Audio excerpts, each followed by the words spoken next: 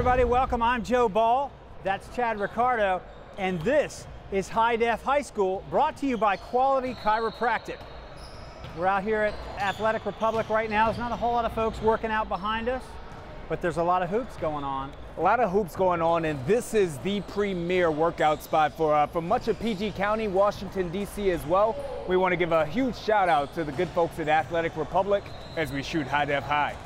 And over the next 30 minutes, we're going to give you a preview of what you can expect to see in high school football in the DMV this fall. There are 42 ESPN 300 All-American athletes on local rosters. There are 2 of our local teams rated in the top 25 schools in the nation if you're paying attention to MaxPreps.com and the USA Today. We're going to break that down for you. We're going to introduce you to the preseason High Def High School DMV top 25. But first, it was a hard time getting guys going, really just starting in February. So I can only imagine us having not had that 7-week period would have put us even further behind. This is our first week of the show, and there's already some breaking news happening right now. There's a COVID outbreak at a local high school in Montgomery County, and some people are already talking shutdown. It's absolutely correct, Joe Ball. In Montgomery County, one of the most prominent schools in Montgomery County, that being Quince Orchard, they had to shut down their football operations when 10 individuals who attend the school did test positive for COVID-19. Not 10 football players? You know what? That has not been specified yet. What we know is that up to as many as 10 students at that school tested positive for COVID. Joe Ball, one of the things that I thought was interesting in this is that, like you said, immediately there are individuals within the community who began to speak of shutdown, and even more than that, began to speak about practices potentially used by QO and also Coach John Kelly. I want to make sure clear to anyone out there that I do take COVID safety, COVID measures very, very serious to me. That Quince Orchard program, we've had the opportunity to visit many schools over the last 2 weeks, and that Quince Orchard program does as good a job protecting their student athletes as any of the others out there. So to anybody who is making this a thing about Quince Orchard or a referendum amongst Coach Kelly, that's irresponsible. This is not a QO thing, it's a COVID thing. It's going to happen to many sports programs, it's going to happen to many teams, it's going to happen to many businesses. This is where it is that we are in life. And coming up a little later in the show, we're going to talk to Adam Friedman from Rivals.com about some of the top recruits in the nation that are right here in our backyard. It's me time! So we touched on rankings, and the 2 local teams ranked nationally by MaxPreps and USA Today may not even be the best teams in our local area. Okay, let's talk about that a little bit. Chad, who's the #1 team right now in the DMV, in your opinion? Joe Ball, we can't go to #1 already, brother. This is right here. This is a tease for the whole entire season. This is our top 25 teams. We're not going to go to 1. Let's go ahead and count down from number 5. Let's count it down. That sounds like a good idea. The number 5 team in our High Def High School DMV top 25, we're going to start with Good Counsel. Good Counsel, of course, they are the 2019 WCAC champion, Joe Ball, but they started that spring season slowly. They had losses to Gonzaga, they had losses to St. John's, but in talking to Coach Stefanelli, this team is young and they're hungry. After winning the 2019 WCAC championship, the Falcons seemingly forgot how to fly. We weren't very good early. We took an approach with it that the games really didn't count, so it was spring ball. Good Counsel was senior laden during that championship run. Combine that with the 21 grads who opted out for the spring season, and GC was left relatively inexperienced. We were really looking at playing a lot of young guys. This is about the future. COVID restrictions further complicated the matter. We weren't able to really practice back then. You know, we were out here, we weren't allowed to have contact. We're a pretty physical team, and we need that to prepare. It was really challenging.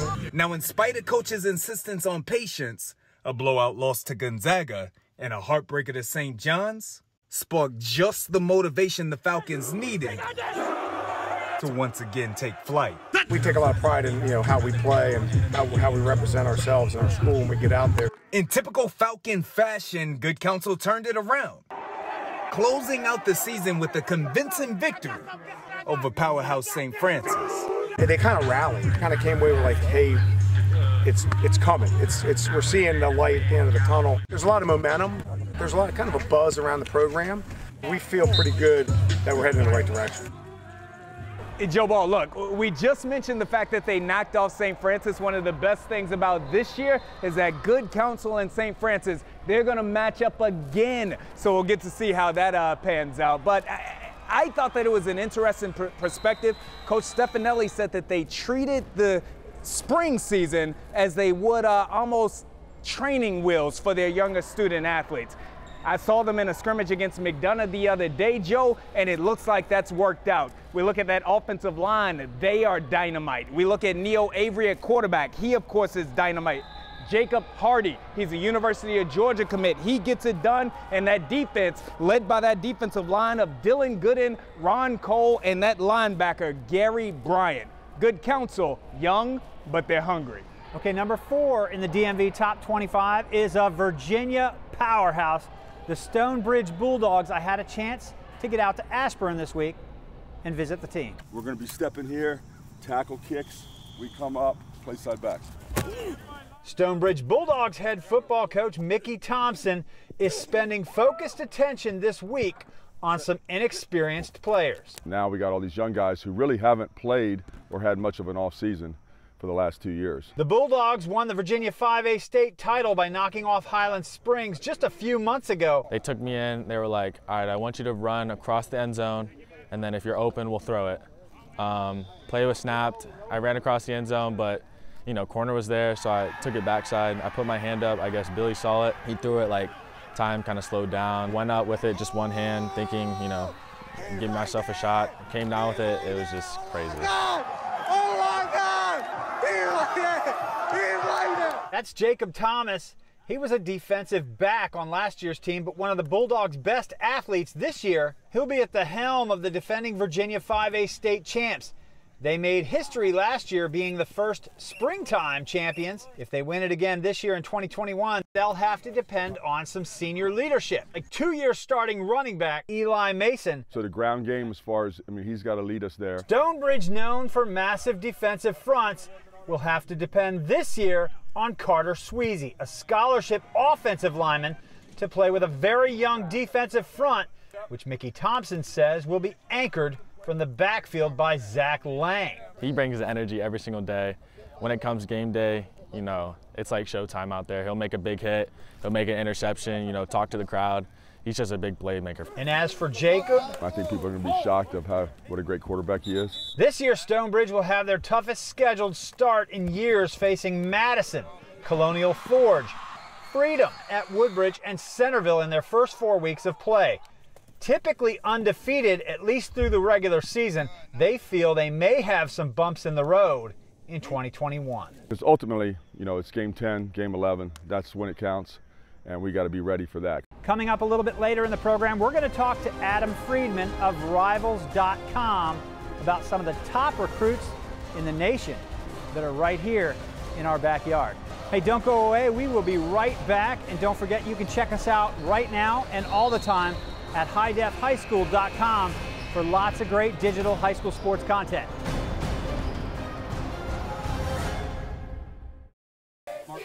Chad Ricardo keeping it going with the High Def High School DMV Top 25. Our number 3 team is going to be the almighty DeMatha Stags. Now, Joe Ball, had you asked me about this 2 months ago, brother, I would have potentially put DeMatha into that number 1 spot. However, a mid-summer transfer from quarterback Cam Edge threw that program into flux.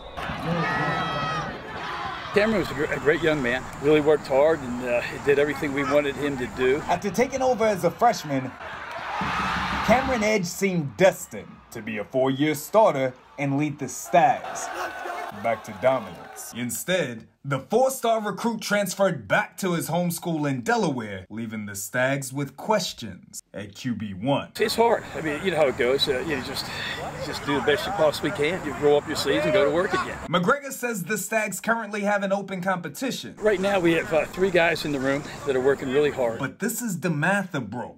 One of the most prominent programs in the nation. They don't rebuild. they reload. Introducing big-time student athlete, Blake Kendall. Blake Kendall's #1 right now. I think the world of Blake, and I think he can be a heck of a quarterback someday. DeMatha's never hung their hat on any singular individual, and this year's squad looks strong. No matter who's the quarterback, they're rallying the only way they know how. As one. So that's what we talk about all the time, okay? It's do what we got to do. Take care of the one DeMatha, and everything will take care of itself. Joe, as always, Coach McGregor preaches it, they are one DeMatha. Make no mistake about it, this program will struggle a little bit early without Cam Edge, and that's only because quarterback is the single most important position in sports. However, I got a chance to see him play, bro. This Blake Kendall young man, he's a transfer from Florida. Blake Kendall can play. And beyond Blake Kendall, they've got a big-time offensive line. They've got the running back out there, Brendan Wyatt, who has picked up an offer from Maryland already. On the defensive side of the ball, of course, there's Penn State commit KJ Winston. And everybody knows the two-sport stud, Jason Moore, is going to hold down that defensive line. DeMatha, they don't have Cameron Edge, but they're going to make a run at things. Take them deep. The #2 squad in the DMV, Joe Ball, I like to call these young men the most talented squad in the DMV. Of course, we're talking about St. John's. The only difference is that this year, there's no Rakim, there's no MJ, there's no Taze, no big names. I'm real violent. I love to hit.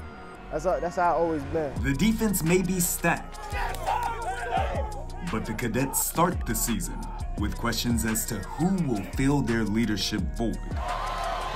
Gone are the likes of Rakim Jarrett, Mikael Sherman, and Taze Johnson. You don't need a title to be a leader. We have a lot of guys who lead in a bunch of different ways, so we might not have a Rakim Jarrett who's a generational player, at least yet, but we have some really good young players, I think, who can get to Rock's level. Head coach Pat Ward will lean on first-year starting quarterback Wyatt Hagan at the helm. Oh, it's through the roof. I mean, he's my guy, and I trust him 1,000%. I would say that Wyatt's probably had the most growth of any person on our team from the spring to now. Wyatt can throw the ball 100 yards. A lot of people sleep on his feet, but Wyatt can run. And his ability to make plays out of the pocket and in the pocket, I feel like that makes him different. The Cadets will be without Antoine Littleton and Kobe McDonald this year. Carrying the bulk of the load will be 5'6", Jamar Curtis. My size doesn't define me. Now, you know what the critics are going to say, right? The critics are going to say you're a smaller back and that your body may not be able to make it through a full season. What do you have to say to those who don't feel as though you have the bandwidth? I don't do too much talking. Just stay tuned. You can't hit what you can't catch. He's explosive. I mean, you mentioned Rakim Jarrett. I mean, I would say he's as explosive as Rock. Look back to 19, he was returning punts for us. He was scoring touchdowns versus, Mater Dei versus St. Joe's versus Duncanville. Like, he is a dude. That's okay, that's big boy ball, yes sir! On defense, the Cadets are loaded and expect strong contributions from defensive ends David Ojigebe and Isaiah Smith, from DBs Josh Thompson, Zabari Sandy, Rohan Davey, Colin Gill, Shamari Stone Jr., Philip Rollins, and Trent Brown, whose brother currently plays at Notre Dame. The unit, though, will be led by middle linebacker Arturo Mattocks. I've been waiting for this moment for a while. I've been waiting for this moment for a good minute, because I never knew, or I didn't know when the next time we was gonna suit up in front of a whole crowd, so it's coming up. So I'm real happy.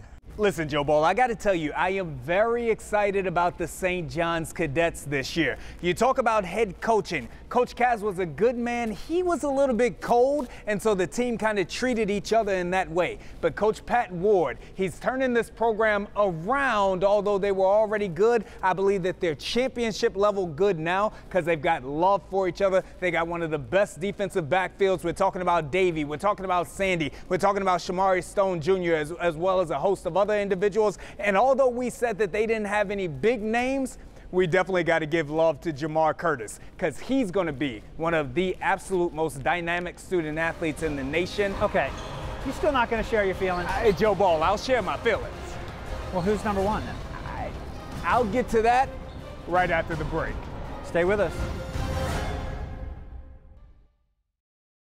Okay, this show is all about the High Def High School preseason DMV Top 25. All right, Chad, let's keep it going. We've reached number 1. In the springtime, there were questions about whether this was the true WCAC champion, but the number 1 spot in the DMV Top 25 goes to the Zags, the Gonzaga Eagles, down on Capitol Hill. If there's time on the clock, keep believing, keep playing, because when that time expires, whether you win or lose, you can say, I did everything I could. Coach Randy Trivers' Gonzaga Eagles believed their way to an undefeated WCAC spring, solidifying their claim to the High Def High School All DMV number 1 spot. Battling through the rigors and restrictions of COVID, the Eagles strengthened their collective bonds by virtually staying on one accord. We try to make the best of bad circumstances. We have togetherness and trust and love like no other organization. It was important for us to maintain good communication, find ways virtually to, we said, stay together while apart. We had online workouts, we had online meetings like 4 or 5 days a week, and we were just preparing even though we couldn't see each other in person. To the outside world, any hopes of a successful spring were dashed when 5-star quarterback Caleb Williams decided to early enroll at Oklahoma University. There are always going to be circumstances that we can't control. So you're always going to have talented people cycling in and out of your program.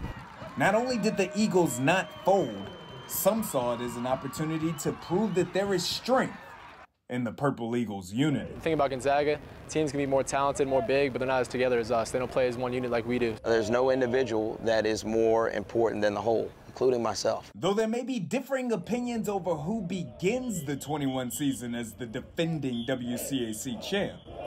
We beat all the WCAC teams fair and square. The spring 2021, we went undefeated. That's all there is to it. One thing we know to be true, Coach Trivers is less concerned with where his team starts. The past is the past, and this is the now.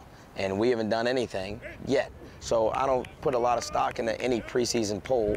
Then how they finish. The groceries that we shop for may be a little different this year, all right? But hopefully that meal, when we sit down, is just as tasty, Joe Ball, Gonzaga, hands down, big-time program. Anytime you talk about this team, it starts with Coach Randy Trivers and, of course, his dynamic and wonderful assistant coaches as well. This is a true definition of a program. I had an opportunity to speak to him. He talked about them being Batman, a team of Batmen in a conference that has other superheroes. They are Batmen, they rely on preparation, they rely on execution, and that is how Gonzaga gets it done. They're our number 1. Okay, let's talk about Virginia a little bit. We've got to address that Division VI state title springtime game for South County and Oscar Smith, which was an absolute disaster for South County. The Stallions are the number 6 team in the DMV Top 25. They could potentially challenge for the number 1 spot on that side of the Potomac River as we start sorting teams out come in the next couple of months. But things did not go well for them down in Chesapeake this spring. This game was competitive for about a quarter, and then the wheels fell off. Hey, look, Joe, I'm a 7'5" young man at heart. That's where I grew up at. That Oscar Smith team, they are dynamic. South County, they fought hard, and they'll be back, though. And here's the good news, Chad. This was still the best 6A team in Northern Virginia last year, and this is a very young SoCo squad. Coming into this season, those same group of kids that are back have been working in the weight room. They've been getting stronger. They've been getting bigger. I'm expecting that defensive front. They're not going to be as big as 19, but they're every bit as athletic, and we should be able to have some fun. No conversation about South County or Virginia, for that matter, is complete without talking about Brock Spalding. He is, in my mind, without a doubt, the most game-changing player in Virginia. Quarterback Charlie Miska and wide receiver Dylan Dunn are gone for the Stallions. They also must replace 3 starting offensive linemen. Justin Amoka-Hene looks very promising for the Stallions. He's long, athletic, 6'2", and I've had a chance to see him in camp last week, and he's a playmaker. Cam Hoskins came on strong at the end of the 2021 spring season. He had a huge catch for a touchdown in the state semifinal at Madison that stemmed a big push by the Warhawks in the second half. If he doesn't catch that ball, we probably don't win that game. SoCo has lots of electric skill players, but between the two kids that we have competing for a starting quarterback job right now, they together have probably put together a full series of varsity football. LJ Frazier, who Coach Rowe says is equally dangerous running the ball as passing it. He says he's tall, tough, and a very good leader. Jordan Dennis is more of a pocket passer. I watched him run the offense last week. He's not as tall, but carries himself with swag. Coach Rolander says both of those guys are battling it out for the starting spot to lead the defending region champs, who have lost just one time since November of 2018. On defense, the Stallions always have a strong linebacking crew. This year, the two middle linebackers will bring some serious havoc to offenses. Tyler Ohlmeyer could be one of the region's best in 2021. He's going to bring something with him when he comes to meet you in the hole. He's strong. He's been here every single workout. I mean, he's been putting some weight on. He's about 6'1", 6'2", close to 200 pounds. Not a whole lot of fat on him. Flanking Tyler will be the senior state champion wrestler, Brian Gordon, who is fast and physical. Brian isn't afraid to stick his nose in there and get and get dirty with you. The Stallions' defense is always quick. You can expect them to get after that quarterback. They open up next weekend at Woodbridge, and Coach Jimmy Longerbeam, who is in his first year down in Prince William County, and in just about a month, they will host Westfield in mid-September. First time those two teams have faced off since the 2019 state semifinal game at Westfield. Keyshawn Torrance, he's gone. And Joe Ball, we cannot have a high school sports show without talking high school recruiting. No better individual to talk about high school recruiting than my main man from Rivals, Mr. Adam Friedman. Adam, thank you very much for joining us. Absolutely, Chad. Thanks for having me here. A lot to talk about heading into this fall season. A lot of really good players in the DMV area for sure. Adam, we want to talk to you today about 5 student athletes in the DMV that are going to be immediate difference makers for their squad. The number 5 student athlete, I had a chance to check him out in a scrimmage against McDonough the other day. He's the edge from Good Counsel, my main man, Dylan Gooden. Yeah, Dylan, one of my top 5 2023 guys in the DMV to watch. A really long, explosive edge rusher with surprising speed. I saw him at a practice pretty recently, and he's much bigger than his measurables actually let on. He's got this big wingspan. He's aggressive at the point of attack. He can slip those blocks, and he does hold up well against some of those big offensive linemen he's going to come across in the WCAC. A lot to look forward to from Gooden this fall. Adam, as an offensive lineman we want to talk about at Gonzaga. Tell me a little bit about Evan Link. Yeah, big fan of what Evan does on film, about 6'6", 280 pounds or so. Right now we've got him as a high 3-star prospect. He's got a bunch of big offers. Plays excellent competition week in, week out. On film, you can see him opening up big holes for his running backs. He can really smash down that whole offensive line. And he's got some good film in his pass sets. I love how quickly he gets into his set, how well he shoots his hands. And I'm looking forward to seeing that development this fall. So definitely one of my top 2023 kids to watch in the WCAC and in the DMV area. And Adam, number 3, one of my favorite student athletes. He's a 2-sport star. He runs track and field. He was the Gatorade Student Athlete of the Year in that sport. Also a big-time wide receiver and edge rusher. Talk to me about Nick Harbor. Nick Harbor, yeah, really freak of nature athlete. We've got him listed as an athlete, probably going to end up on the defensive side of the ball as a defensive end or an outside linebacker. 6'5", 220 plus pounds. He runs the 100 in 10.3 seconds. This guy is an absolute freak. I love what he's able to do on the track. On the field, we're looking forward to seeing him use that aggression, really chase after that ball carrier, see those running lanes and shoot those gaps this year. In coverage, it's hard to really get him out of position. You just want to see some more patience out of him on the field, but he's playing some excellent competition this year, and hopefully he's able to match that challenge. Adam, how about Alex Birchmeyer at Broad Run? Let's go out to Virginia. Talk about him a little bit. Yeah, big fan of Alex. Penn State commit, one of the first players to commit in the 2023 class. He's a monster on the offensive line. At 6'5", 275 pounds, he could play guard or tackle at the next level. I think he's probably going to end up leaning into that interior offensive line position because he is so athletic, and it's a really big mismatch for those defensive linemen he comes across. He's the state champion wrestler. He knows how to use his leverage. He shoots his hands well, and he's got a ton of strength. So looking forward to seeing Alex continue to dominate defensive linemen this year.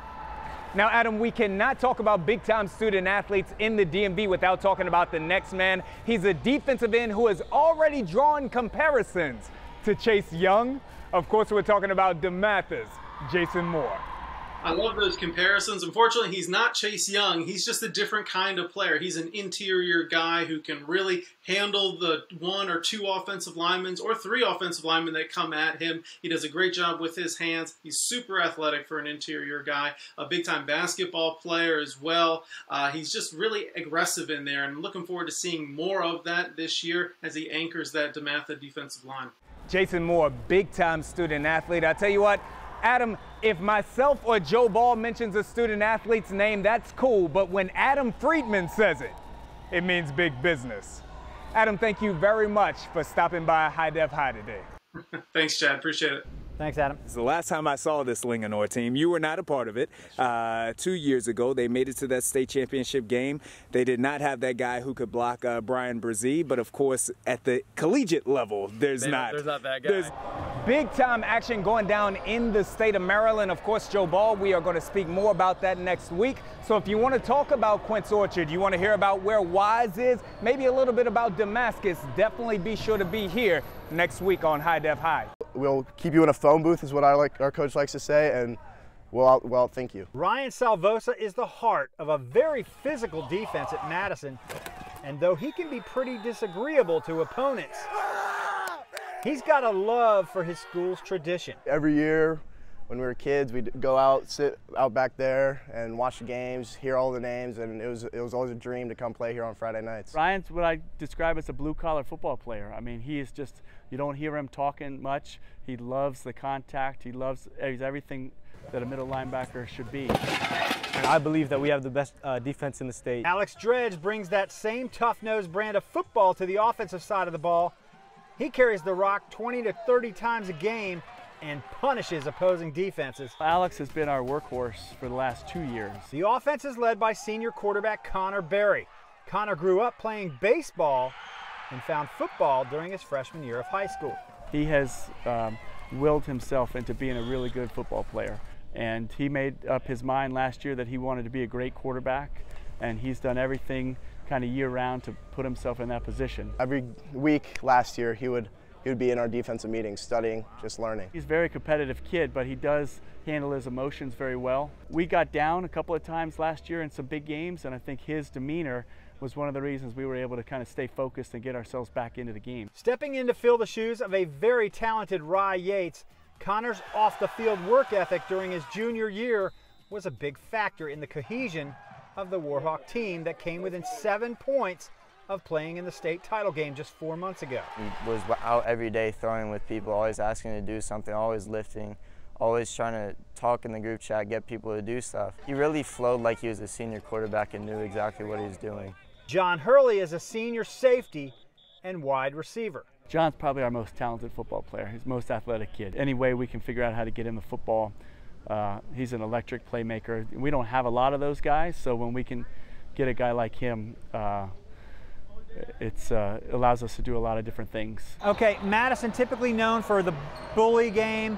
They're intelligent, but they haven't had a whole lot of electric, high-speed players. John Hurley is definitely that guy, and it's going to be an exciting year to see the changes that he brings to the table.